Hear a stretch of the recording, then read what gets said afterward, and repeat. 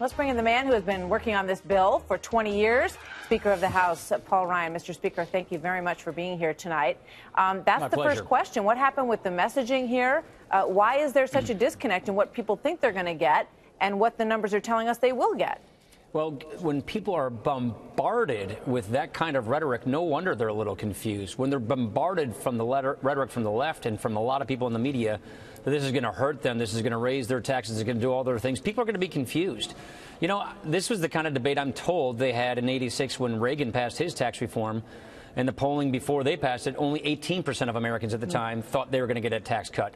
So this is the kind of hyperbolic rhetoric you have when we're doing monumental reform, which lets people keep more of their own hard-earned dollars, which gets our businesses in sync with the rest of the world so we're not punishing them and losing jobs.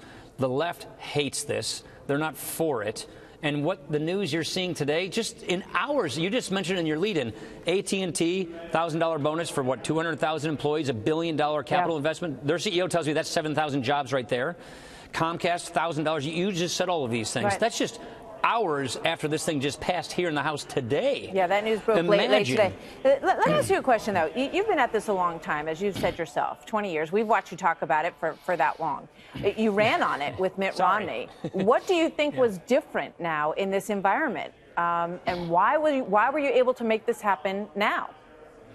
We made a promise to the American people that we would do this if they gave us this opportunity. We made a promise that if elected, this is what we would do. We're keeping our promise. I, as Speaker of the House, all the Senate Republicans, all the House Republicans, and President-elect Donald Trump, President-candidate Donald Trump, we told the American people, this is what you do if you elect us. This is what we are going to do. And guess what, Martha?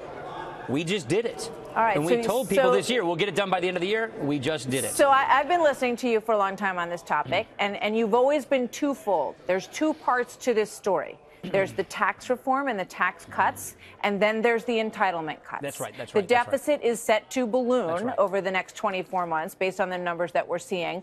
You know, that's the real payoff, because that's what we spend 70 to 80% of our tax dollars on, funding all of these entitlements. Are you going to stick around, Mr. Speaker, to see that part of your promise through? Yes, I am, number one. Number two, just so you know, Martha, the House has passed all of these bills. The House passed the biggest entitlement reform bill ever passed by a Congress in May, our health care bill. Unfortunately, the Senate fell basically a vote short from doing that. So what are we going to do in 2018? We're going to pick up where we left off and get back at reforming health care. We're going to get back at reforming these entitlements. And we're going to take on welfare reform, which is another big entitlement program, where we're basically paying people, able-bodied people, not to work, and we're depriving them with all these disincentives from going into the workforce. This good economy we're going to get out of this faster-growing economy, is going to produce higher wages and more demand for good-paying jobs. Well, you know what? And that's what's going to. So welfare reform is the perfect time to do welfare reform. Democrats can't wait for you to take that move, because they think that's going to help them a lot in 2018. When you look at the generic matchup right now, Democrats are up by 11% in House races if you just pick, a Democrat over a Republican. So how are you going to tackle these things and still maintain your majority in 2018? I'll take results over rhetoric any day of the year, of the month. The results that we produce with these reforms is what we care about. The hyperbolic political rhetoric between now and then is what Democrats thrive on. We're going to go get the results that we promised the American people we would do.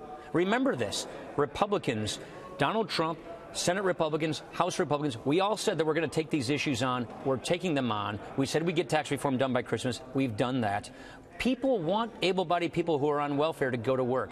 They want us to get people out of poverty into the workforce. That's good for them. That's good for the economy. It's good for the federal budget. All right, we're taking these things on. And by the way, Martha, those results, I'll take them over this hyperbolic rhetoric any day. All right. So how much of what we saw today has to do with President Trump? Because, we all remember there were times during the course of the campaign when you said some very unkind things about him. You were not supportive of him becoming president. The word is that your relationship has improved in recent months. Is that true? And what has changed about that relationship? Why did it change?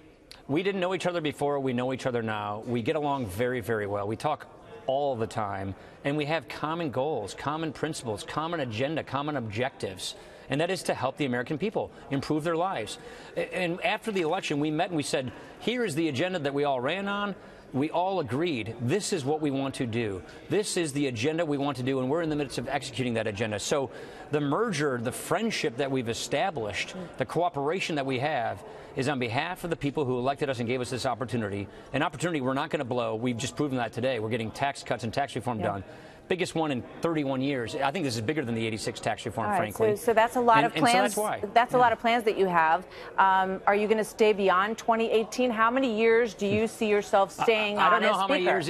If you asked me 2 years ago whether I'd be sitting here as Speaker of the House, I would never have believed that. So I can't tell you what I'm going to do years from now. I have no clue what that is.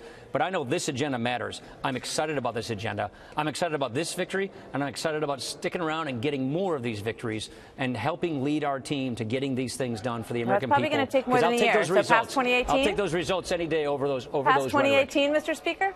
Who knows? I mean, who knows how long this is going to take and how long we're going to be there. I'm going to stay here and get this done because I believe in this, and it's working. By the way, I just really believe when people see the withholding go down, when they see more money in their paychecks, when they see all these announcements of all these investments, when they see these bonuses as a result of tax reform, that's the result that we expect. That's the result that we're getting. And that's going to trump this hyperbolic, crazy left rhetoric we're getting every day. Speaker Paul Ryan, always good to speak with you, sir. Thank you very much, and congratulations. I know you worked a long time to see this day. So we'll see you next time. Thank you. Thank you, sir. See you.